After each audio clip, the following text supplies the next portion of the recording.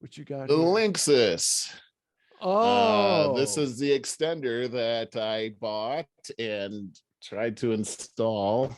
it's And a it new didn't one. freaking work. Yeah, it's brand new. And I could not get it to connect I, to my Wi-Fi. So frustrating.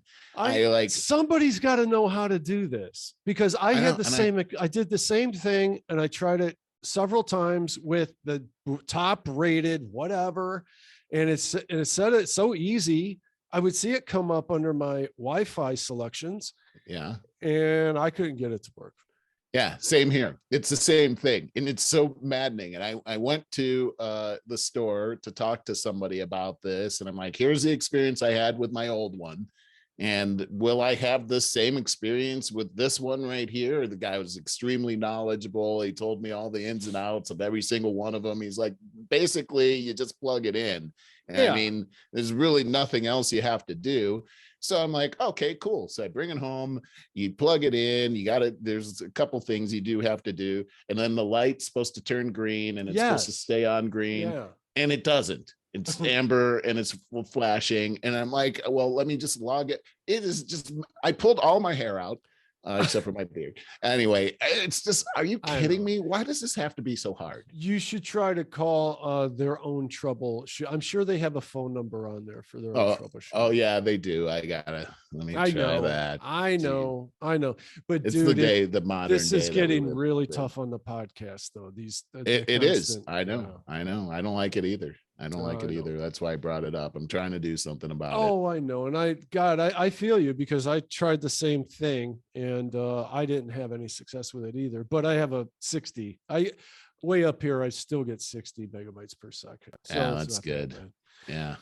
Yes. Anyway, it is what it is. Yeah. Yeah. Well, I hope that you can get that thing rolling. Yeah, I do. I just need a little bit of help, and I'll get there. Mm-hmm. Anyway, it's just whatever. Hey, I did hear I got this article here. And I got this from CNN. I think this is kind of interesting. Scientists come up with fresh take on moon mystery. They're Oh, talking about the difference between the side of the moon that we always see and the other side, the dark side of the moon that we don't see. Can you see my pictures here? yeah. Mm-hmm. So apparently, this is what the dark side of the moon looks like Now, how on the did we right get hand that side. picture all lit up like that? I mean, I don't know. That's what I want to know too, is how do you know the other side of the moon looks like this? I mean, I could put up just about anything. I could put Daffy Duck on there and say this is what it looks like over there. But anyhow, that's what they're saying. And they're saying that there's a reason why you got all these dark spots on the moon. I'll go ahead and stop sharing it here so I don't get rid of bandwidth, which is so precious these days. But they're saying that why the two sides of the moon are so different has long puzzled space scientists, and how a study published last week in the Journal of Science Advance has come up with a new explanation. So I'm just going to try to summarize this because it kind of gets into the weeds. But they're saying that this one big dark spot is it could have been a small planet, or it could have been a huge asteroid, but this impact area Oh, sure. caused all of this the innards of the moon to rush to the surface along with all of this lava on the one side of the moon. It just kind of shook up everything and moved all these elements through the heat of this impact to the one side of the moon, which is the explanation of why you don't have that same discoloration on the other side of the moon. And I Oh. started to look at the people that were talking about this. And here's the guy, he's like the spokesman. He's working on his doctorate degree at Brown University. And I thought, well, it's a theory amongst probably many other theories. How would they ever know, right? But I just thought that was interesting since we talk about the moon all the time. Speaking of the moon, I tried to follow up on that story of that object that was seen by I did a long time ago. It was a and rock. they said they figured it out. It was Yeah, just a yeah, rock. yeah, yeah. Weeks ago, hell, probably 2 months ago, I saw that, and yeah, it was a rock. Yeah, or Well, it might have been two rocks, if I recall. it wasn't an alien space base. Yeah, I knew that we wouldn't really hear anything more. I had to really dig. I had know, to me dig too. for I that. couldn't find it. I'm like, this would be a pretty big story, but anyway, it's I just, got one I kind of wanted to share on the first podcast because I got a lot of little stories, yeah. and I forgot about this one. This one's like funny, but disturbing as hell at the same time. Oh, I got two of them with Biden. I mean, Biden is gone, dude. What is up? Yeah. So this one now, note this is Snopes because Snopes is this debunker website. So Yeah. when you want to know if something's true or fake news, go to Snopes. So I originally saw the story that Biden said, imagine had the tobacco industry been immune to prostitute being sued. So that I typed that into Google and I came up with Snopes, the debunker, and correct attribution. I mean, this normally you would say, no, it's false, it's fake news. No, he truly said this. And here's the context. It's true that Biden spoke these words. In the two preceding sentences, he had said, quote, eliminate gun manufacturers' immunity to liability. They're the only outfit in the country that is immune. Okay, so end quote. Given the context, it's possible that he intended to say, quote, imagine had the tobacco industry been immune to prosecution. That's how gone this guy is, though. Well, gosh, when you listen to him, he's slurring his words. He's not saying the whole word. He's like, the word together, you know what I mean? And it's like talking to somebody's grandpa. And I mean, he is somebody's grandpa. Yeah. But it's sad to see what's happening. And we never even talked about it last week when Obama came in and they were celebrating the anniversary of the Healthcare Act. And poor Joe. I mean, it's hard to not feel sorry for the guy because everybody was just surrounding Obama and not doing anything they were totally ignoring Biden. Well, and it's kind of obvious. I got even a worse one with Biden. Really? And this was this morning. No. Yeah. And I mean, this guy's so gone. And make sure I share its sound. Here we go. A confused looking Biden sticks out his hand and appears to shake thin air after falsely claiming in a speech that he had also been a, quote, full professor at UP. He does this all the time. For 4 years. You're right. And there's a still of him. Watch the video. I saw this last night. There's not a single thing America can't do when we do it together as the United States of America. This guy's so gone. Watch this.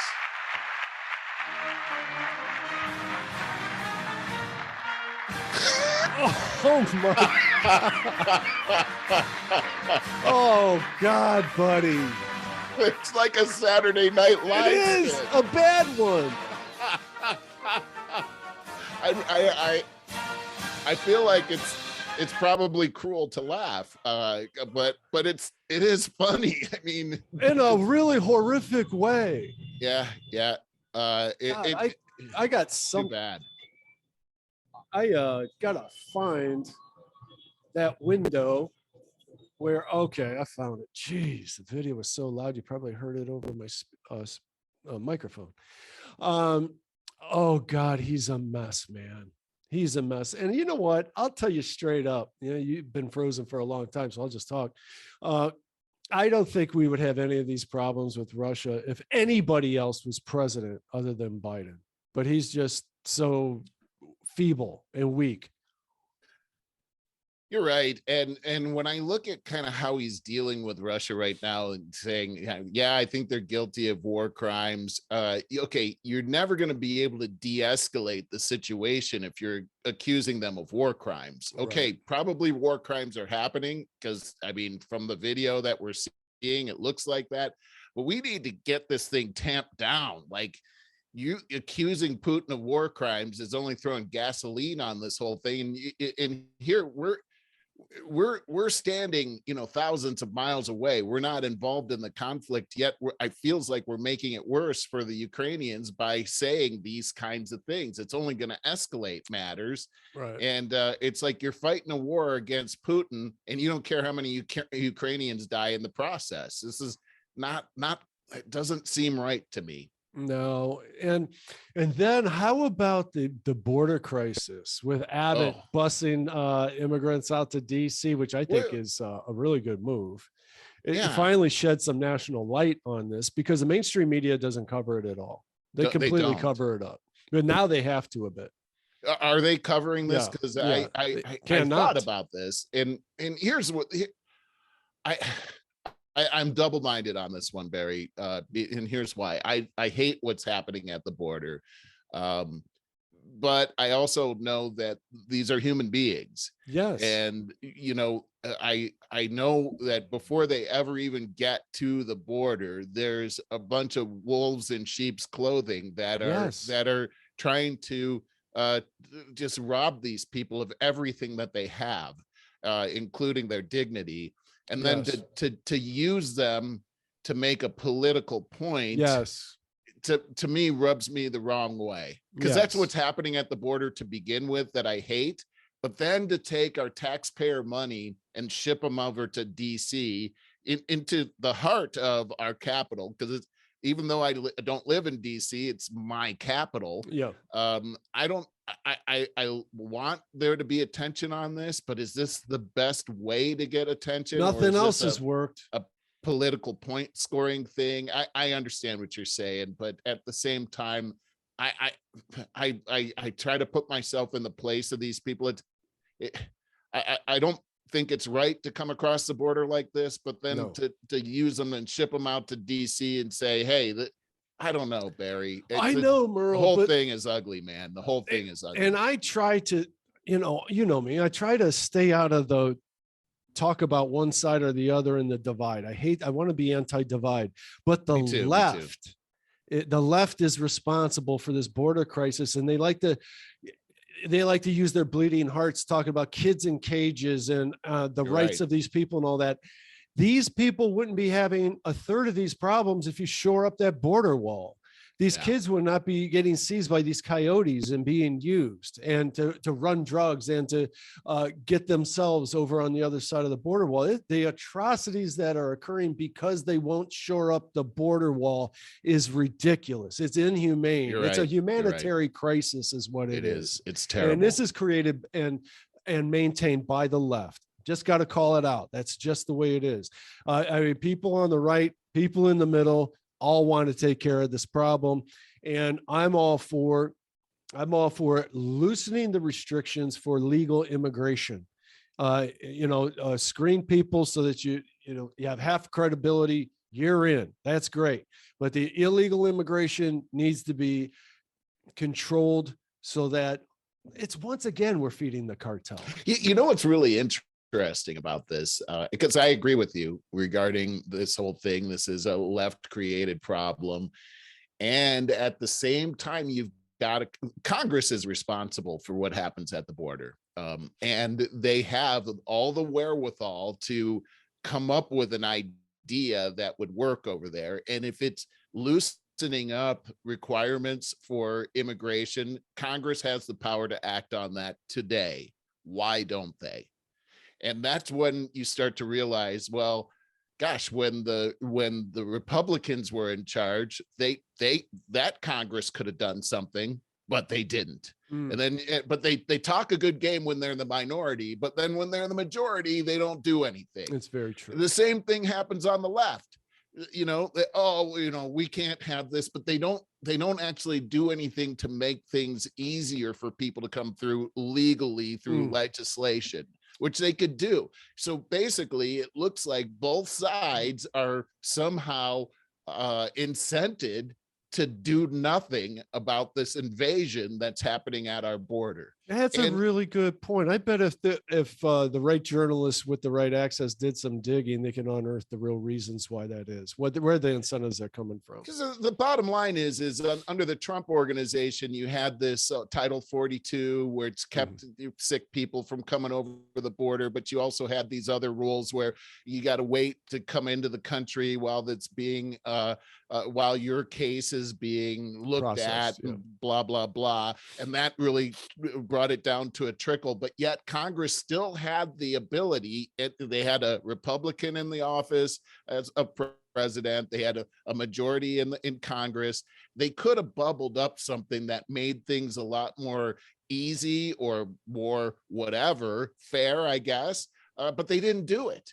And this has been going on for decades now. I got to tell you, I'm tired of all of the bickering that I see in Congress between the left and the right, And I feel like we've been bamboozled on this whole thing because the left and the right together have done nothing for the American people. And so we need to have people in there that don't care about left and right anymore, Democrat or Republican, and they could still have parties, but we have way more in common as American people whom they're supposed to represent that they could be acting on today. You brought it up last week. We got this thing happening in Ukraine. We got this thing happening at the border. We got this thing called inflation, and you're going to legalize marijuana. That's what you're going to do in the midst of all of this. What are you thinking? What is the bubble that you live in that causes you to think that that's what we need here today? We need help. And they're not willing to give it to us. Well, I am totally in agreement with that, inferring what you're saying, that we really need a third moderate party. We really do. There's a big gigantic divide of people that are independent, however you want to describe them, that are on the left, that are on the right, that are in different places, that just don't like this partisan crap. And if we could get that third party in there, I think it could do a lot to circumvent all of this. You know what's crazy though is, I mean, as you know, and we talk about this all the time. I mean, there's all kinds of different parties out there. You've talked about the Libertarian Party before, and so here's what I don't really get is we see as American people, we see the debacle that is the Republican and the Democrat Party. Yet nobody leaves. We all stay in our little corners and we don't do anything about it. Point fingers. Yeah. And so like, it's never going to change. I mean, we do have other parties out there, but for some reason, why is it the Democrat and the Republican Party that are so dominant? And then I start to think about what goes behind those two parties. And a lot of it is these uber rich people around the world that are propping up these two parties. And then I start to look at how I wonder how Vanguard and BlackRock and State Street are involved financially with these two parties, because as terrible as both of them are, they seem to somehow be immune to the citizens' opinion of them. Absolutely. And when you take a look at the polls in Congress over the past 10 years, they've been lower. So you're frozen again. Than Bureau of Motor Vehicle employees. No, that's very true. And you made the biggest point. I mean, these two parties are so corporately funded that they're too big for a third party with non-funding to weasel their way in and get any kind of recognition whatsoever. That's the problem. The more they stay in power, it seems the more that the people are divided. And one thing that I'm learning, people are falling for that still. We have got to have a rebellion that includes this anti-divide thing. People got to smarten up. I mean, we're being used like pawns. And the occasion I go on Facebook or Twitter or something, man, that's all people want to do is get on there and fight. Susan called Facebook an emotional dumping ground. It really is. Like, you know what Elon Musk called Twitter? He said that Twitter's a war zone. Oh, yeah. It is. I mean, that's what it is. Go on there for 5 minutes and you're going to see that people just go on there to fight.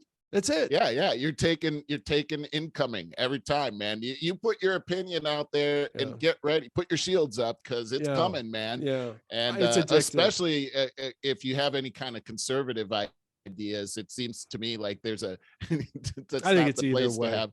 Yeah, It's any idea. It's any idea. If you have an idea, you're the enemy. And, right. That's what it is. You got to go along with the narrative, or else everybody's going to jump on you. And there's Right. narratives from all sides, and it's too bad. But it comes back to this: is we got to love one another. We have to start loving on each other. Find what we have in common, and then embrace our differences. But that just doesn't seem to be in vogue these days. There's got to be a bit of a realization that people have a little bit of and don't take it out of context, but a little bit of a degree of a mental illness if they're spending that inordinate amount of time on social media platforms and engaging in that kind of behavior. There's anxiety behind it. There's a depression behind it. There's all kinds of ill feelings behind it. And if we kind of come to that realization, then a decent percentage of people will go, oh, I see myself going down that road. I'm going to pull out, which is what I did with Facebook. Yeah, and, me too. And then just let all the mentally ill people on there. At least you know where they're at and what they're saying. There's a good point right there. Is that at least right? Yeah. At least But it's funny how you can be. We've gone through these couple of years of isolation from people, and social media, of course, got bigger and bigger as a result. It did, and and so we have this impression of what the world is because of what we see on TV or social media. But then when we go outside, it's a whole different world. It's not what we saw. It's that they've created a world that's not real, but it just looks, smells, and seems like it's real. And then when you go outside and talk to your neighbors, it's a whole different ball game out there. And that's what I found. Again, my friend Susan was telling me that she knows a couple, and she knows them well enough to know them like kind of privately what their jobs are and this, that, or the other. Yet they have a social media presence where they make themselves look like stars, reality stars, and they have a huge influencer base, and yet they're broke. That's so interesting. And we know that there's a lot of that going on out there. Anyways, here's my real point. So younger people that have been raised with this, I mean, we almost say this ad nauseum, but the truth of the matter is younger people that are raised with social media and all of this negativity and fakeness and false world, that this is what I'm speaking to, what you just said, there is no way they're coming out of this mentally healthy. You got to have some damn strong parenting to keep your head straight and regulate this. And that just brings up such a great point, is that there's a war against that, right? Who is it that's going to have mind share with your kids? Is it going to be you as the parent? Is it going to be the social media? Is it going to be the government, the teacher that's influenced by the teacher union, which is most of them are Marxist unions? Yes. I mean, they fully admit it. So there's a battle. That's what this whole thing with the critical race theory. There's a battle that's happening right now. The whole thing down in Florida with the "Don't Say Gay" bill or whatever. I mean, this battle is happening. Look at what's happening with Disney. There's a battle for the mind share of your kids, and by golly, I hope the parents win this one, because if they don't, that seems to be the end of our society. Yeah, it does. It does. Hey, back to I don't know if you've had it on the back burner in your mind there, but about this old getting in shape contest, 6-week contest. No, I totally put that out of my mind. Did you? Okay. We don't have to do it. I'm on it though. No, I like it. I like what you're.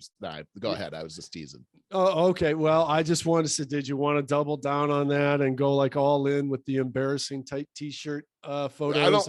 I don't even like to wear the embarrassing tight t-shirt in front of my wife. I don't want to put that out there for everyone to see my darn belly. Okay. Then I was going to say to hide that part. My first thought is to talk about X amount of weight to lose. But then that's what I said to you is Mine is kind of like, I would want to say 10 pounds, but if I put on more muscle, then at 5 pounds is going to be great. You know what I mean? Yeah. And yours is going to be different from mine. So I don't know how we qualify this. Yeah. I need to lose 20. I personally want to lose like 2 inches off my waist is what I'm trying to say. Yeah. Yeah. So how I do it is how I do too. it.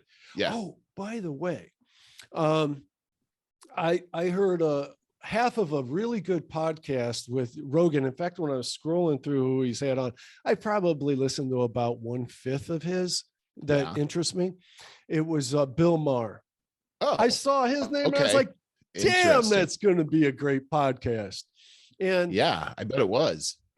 Half of it, because then they got really high and it went off the rails, to tell you the truth. Really? Yeah. That's crazy. It's so disappointing. Now, and he had a plane to catch, so it was probably an hour and a half to 2 hours, not the usual like 3 hours. What do you think is going to happen with Bill Maher? I mean, here he's gone off the reservation really over the past. Well, he's saying the thing. He's not saying he's not following the script that he's supposed to follow as far as this progressive woke movement goes. He's very much against that. They talked a lot about that. Yeah. And you know, he has been in the past pretty much a cheerleader for the woke movement. But not now the woke. The left. Well, I wouldn't say woke. Liberal. Liberal. Let's not go, the woke. He's very anti-woke. Let's go liberal then. Yeah. But he's the people that are in control wanted to be woke, and he's anti-woke. Right. And correct. So people in that position tend to not last long when they go against the grain. So my question is, do you think that his days are numbered at this point? Oh, could be. But he's doing an independent podcast now, which unfortunately, again, sounds like, you know, he's taking a page out of Rogan. Rogan likes to, depending on whichever guest it is, but if they want to drink and get high, then they're going to drink and get high. And I got to tell you, every time they do that, the podcast suffers. And I wonder. Yeah. Well, I and can't it's usually like comedians, because they think that they're so much funnier. Comedians. Yeah. But and if they have an act, and it takes them a couple drinks on stage to loosen up, and so that's how they get their positive feedback loop. So that's how that works. But if you're spontaneously talking to somebody on a microphone, I'm telling you, it doesn't work out that great. Yeah, I can see really that. Yeah, it doesn't. They're much better when they're sober and on their toes, because if you're talking spontaneously, it's one thing to deliver your act, you know, it's another thing to be matching wits with another person in real time. And anyways, what came out of this? What was there something about anything that they said that was a highlight for you? Well, what made me think of it, we were talking about the diet and exercise type thing. Mars says that he 2 to 3 times a year does a 5-day fast. 5 days. Wow. Yes. And now he read a book about it. You know, he's not a dumb person. He's very intelligent. And he was talking about how what he read is that our bodies are always spending all of their effort digesting. We are never hungry. So it's spending all of their effort, all of our efforts, bodily efforts, digesting. And he says, when you get beyond that, then your body has a chance to go back in time and fix things that it should have, been fixing years ago. It's like the reset button. That's exactly what he said. Huh. And I thought that was extremely interesting. Now, applying this to myself, dude, I don't think I could physically do more than 48 hours, or nor should I, probably, just knowing my metabolism and how much I eat. But I think I should do 48 hours. Have you ever done anything like that before? Well, this is a conversation that when we were at Dan's party for his roast a few weeks back, us guys were sitting around for a while, and we were talking about, we all had our colonoscopies. And we were talking about how great it was to do that one solid 24 hours of fasting with that cleanse. And we all agreed we should all do it once a year, and never felt better than we, it's been years since we felt that good. And I honestly, it would be so hard for me to do. I know I should do this fasting at least 24 hours. I should try to do 48. I remember reading fairly recently, I don't remember where, but an article that showed on a chart form how in your day one 24 hours what happens, the good stuff that happens in your fast. Day two, this additional good stuff happens. Day three, this incredible additional stuff happens. And like day four, an even astronomical additional set of stuff happens. I think that's as far as they went, but I remember that. And it gets to the point of like a mentally clearing your everything, like it cleanses you and a reset, as you said, a reset. I think it's really, there's so much validity to it, but so hard. Well, I did a 36-hour fast one time. Wow. When? This was several years ago, and I did it because at church, the church I was going to, they were talking about, we're all going to do this fast, and they were doing it for like 20 days. You gotta be kidding me. Yeah. And I was like, okay, I'm not doing that. And at the time, I'd never gone a full 24 hours without eating before. Yeah. And couldn't imagine possibly going for more than that. In fact, I couldn't imagine even doing that, just 24 hours without eating. But I thought, okay, well, other people are doing it and they seem to be getting something out of it. Sure. And it's spiritual. I'm going to try this and I'm going to do it. So I accomplished it. And here's one thing that I learned is that there's a point that you get to where you're very hungry and, but then you get over that hump. And once you get over that hump, you don't feel hungry anymore. And, you know, I actually, you know, prayed a lot about that. And that was the thing is that I felt like in order to do this, I'm going to have to 100% rely on God to carry me through this. And that's so every time I felt tempted or felt hungry or felt like I can't do this, I just focused on God's carrying me through this. And I remember when I got to the end of the 36 hours, Barry, I felt fantastic. Not only did I feel like I didn't feel like, oh, buddy, I don't think we can. It wasn't like that. I felt great. And the interesting thing was when I finished, I remember it was midnight.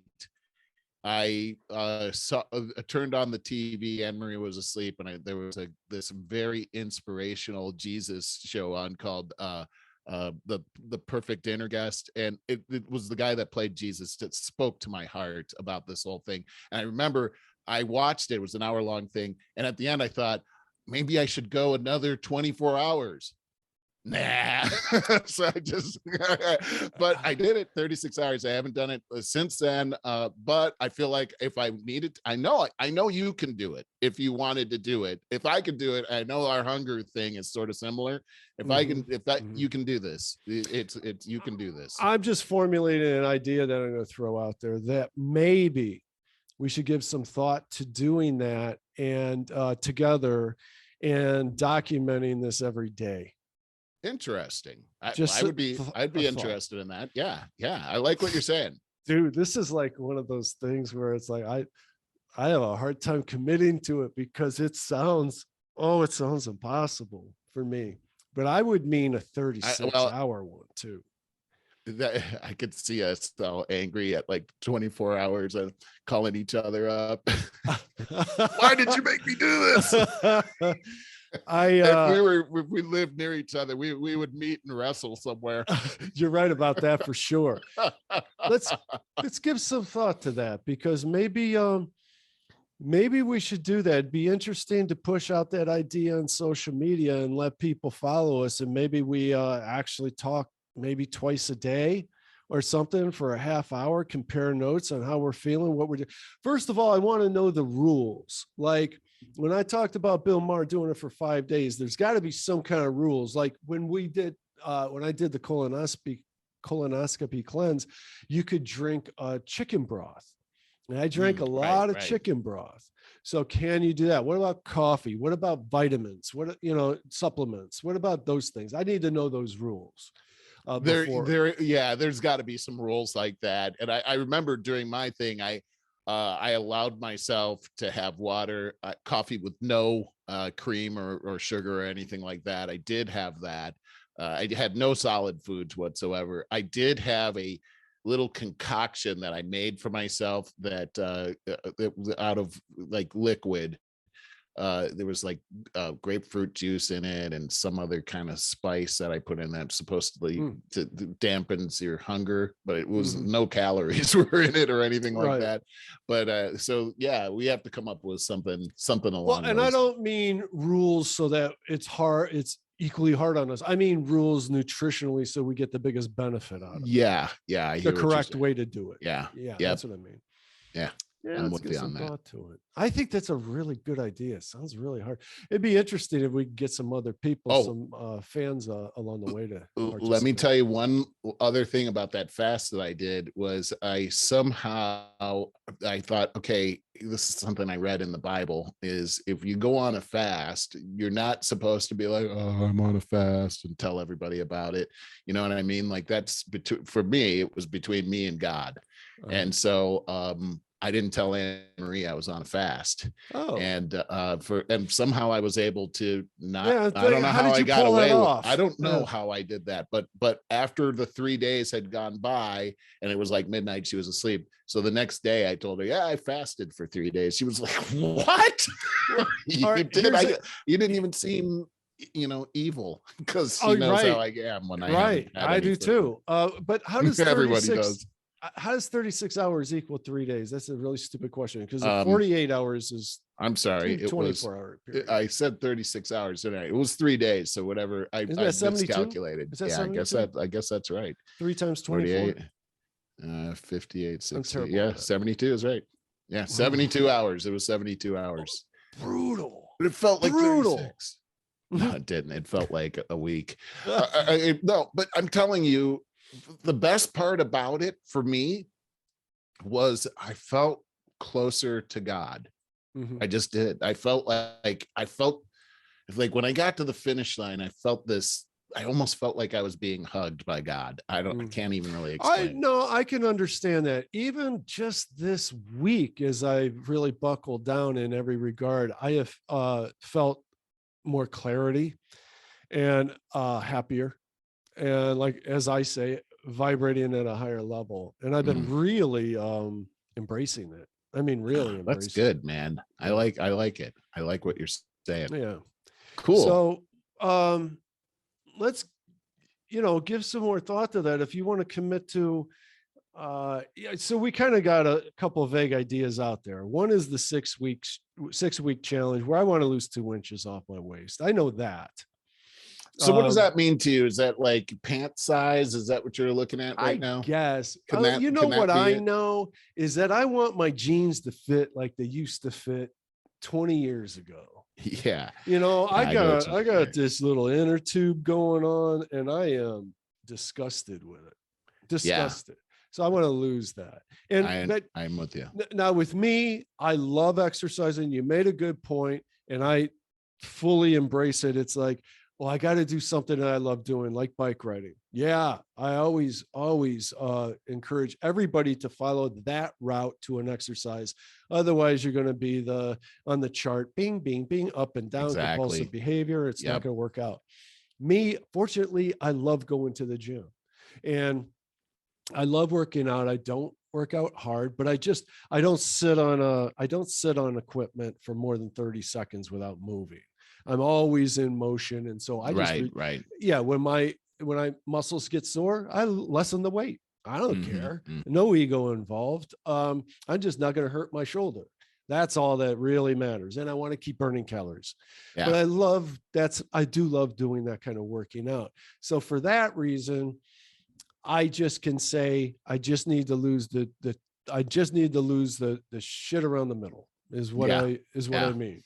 Yeah. So I can't really measure it via pounds or anything. But for me, I can measure it that way.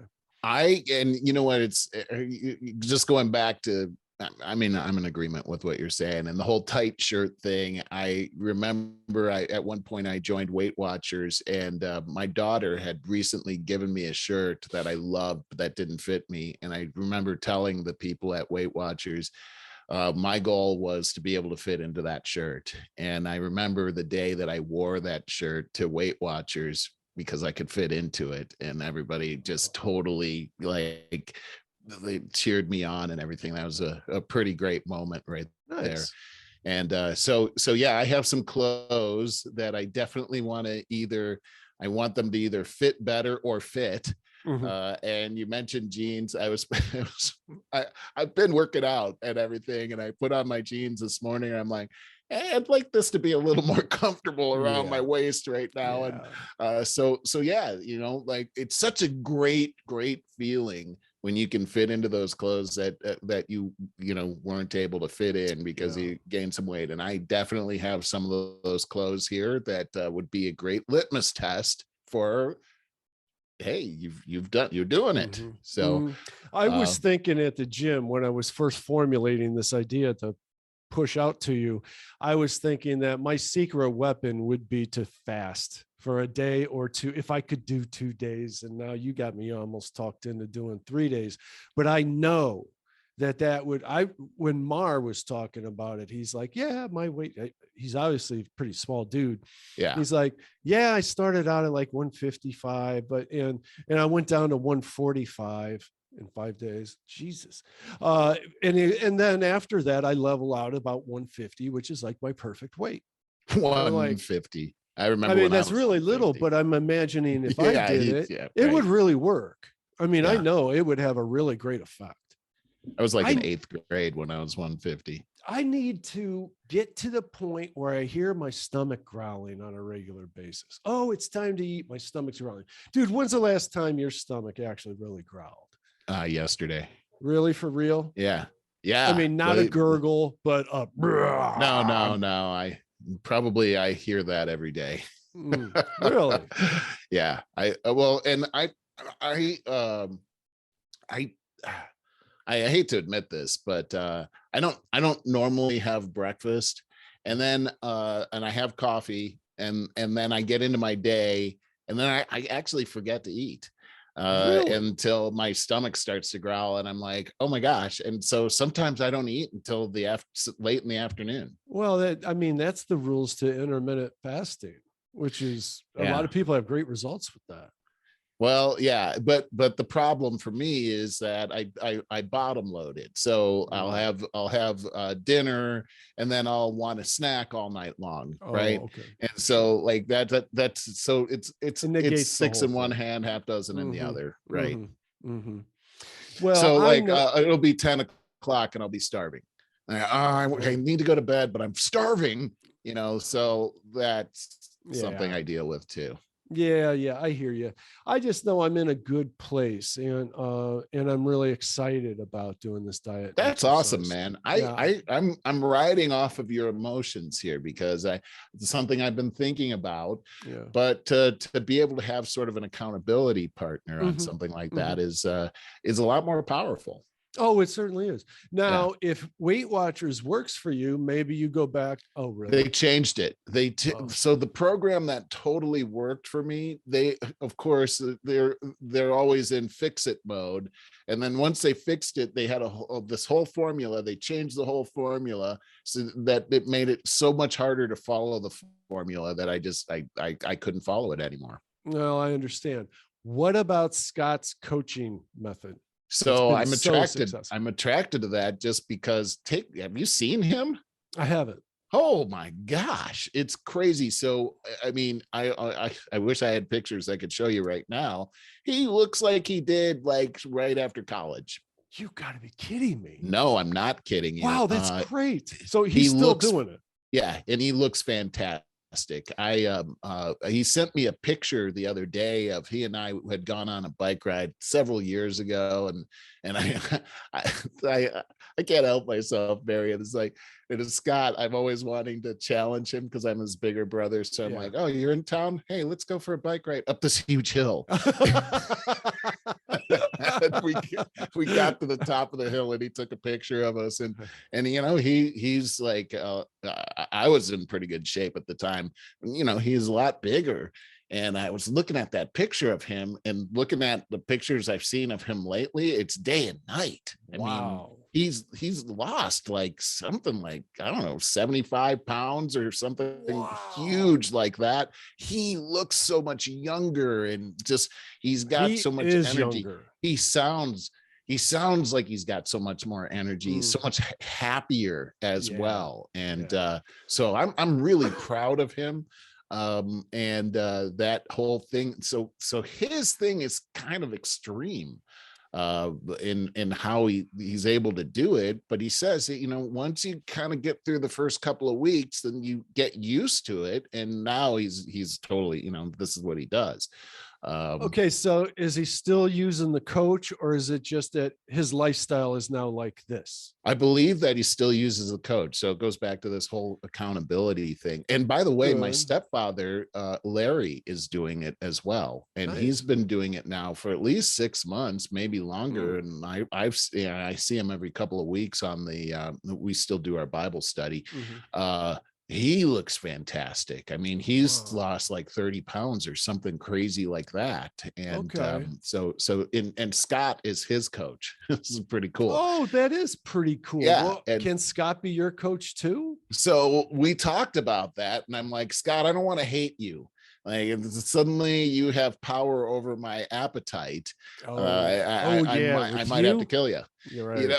I was like, I love you, man. I don't want anything to come between us like food, because that could definitely happen. Could Larry do it for you? I will see. It's the same thing. Is family. I love Larry. I don't want it to be like I so much love Larry, but if somehow he's associated with my food, that's the concerning part to me. But those two seem to love it. So maybe I'm looking at it the wrong way. And that could be, but I'm going to continue on this, and I am looking at June 1st as some kind of a goal. I don't know what. That's a good goal. I like that.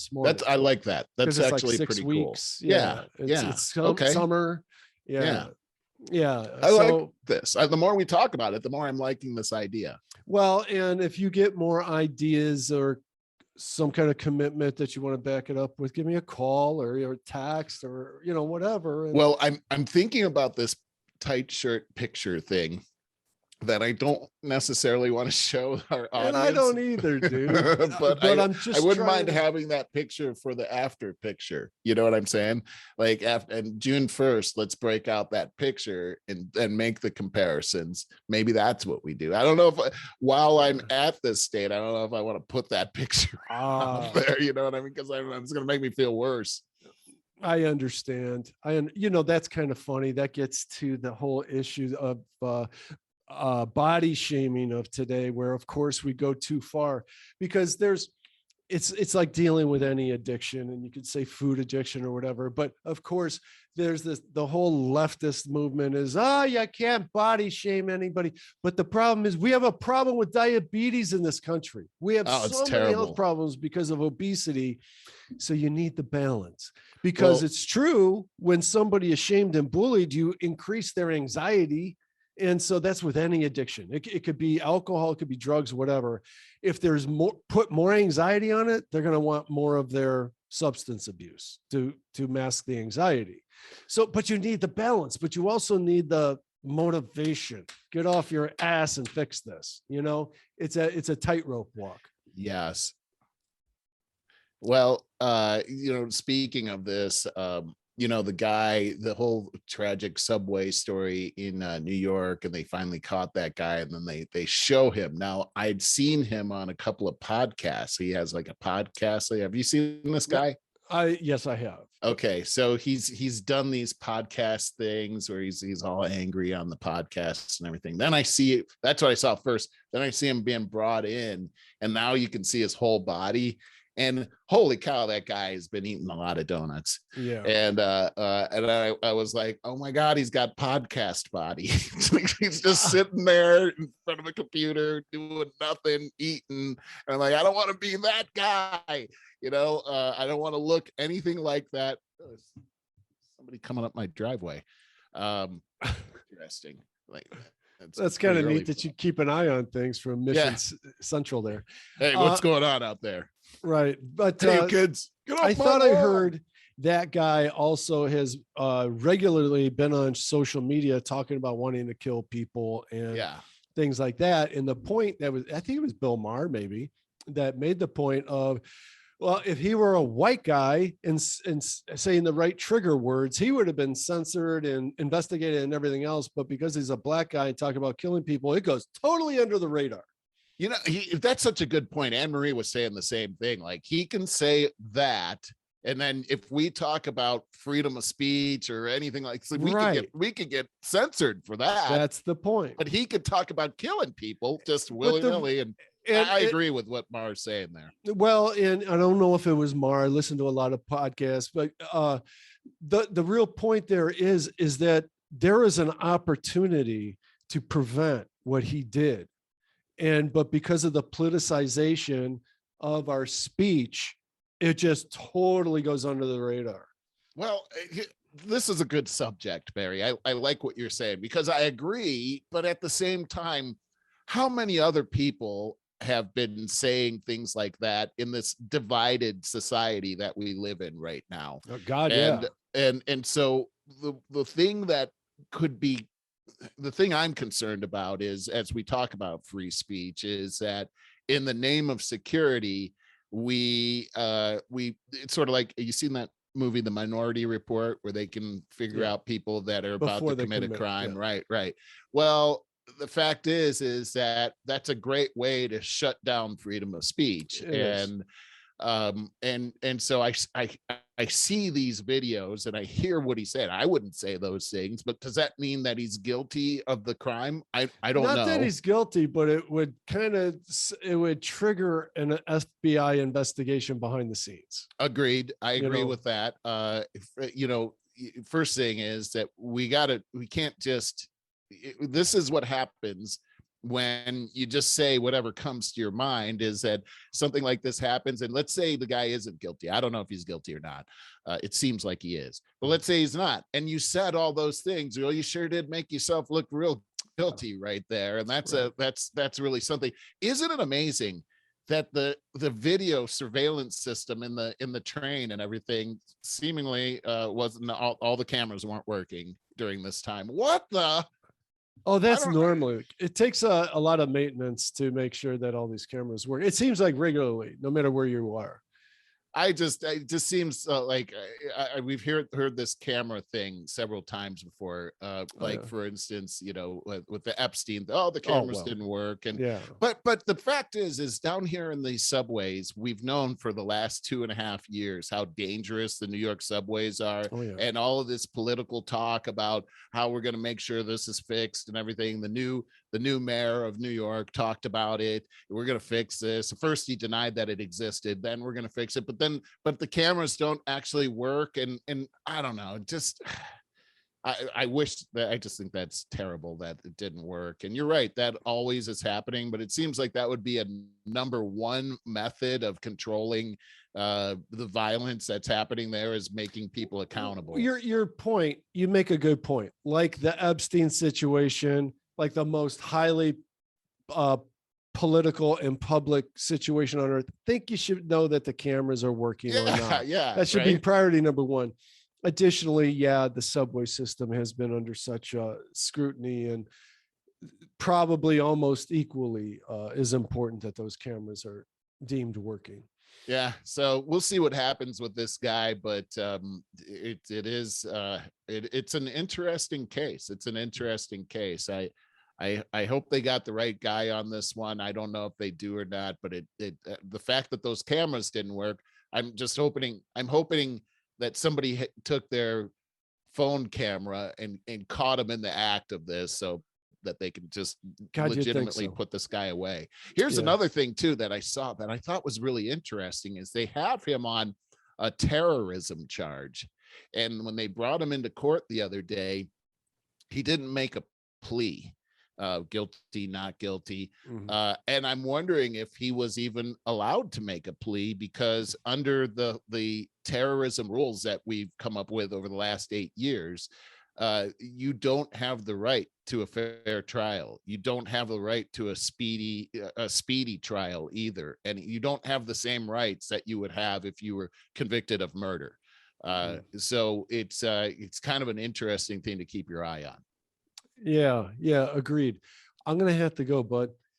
I can't believe how fast time goes. It really has. I just want to say that let's keep in touch over the thing here. You need to figure out how you want to define your goal for Okay. 6 weeks out from now. Right. I need to get batteries for our scale. I haven't properly weighed myself here in 2 years because I haven't been able to get those damn things to work.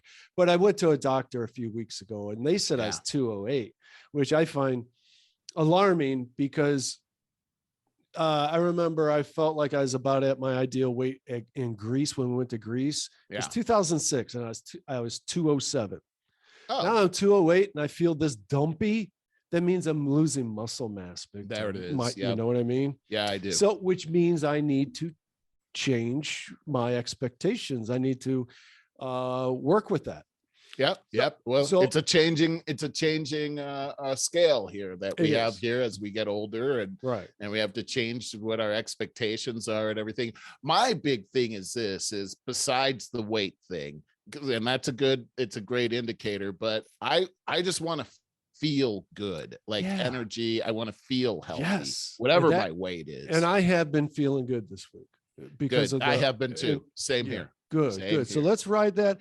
I know that I want to lose 2 inches off my waist. You figure out how you want to define your goals, and let's have some fun with this. And let's feel better. Let's make ourselves better. Sounds great, man. I love it. Okay. Well, hey, happy Good Friday. Happy Easter. And tell Lisa the same. Certainly will. I'm glad we had a chance to talk about that today, and you gave me some time to talk about that too. That was wonderful. Very important. And a great way to start the holiday weekend. Agreed. All right. Happy Easter, buddy. I love you, man. I'll talk to you later. Bye.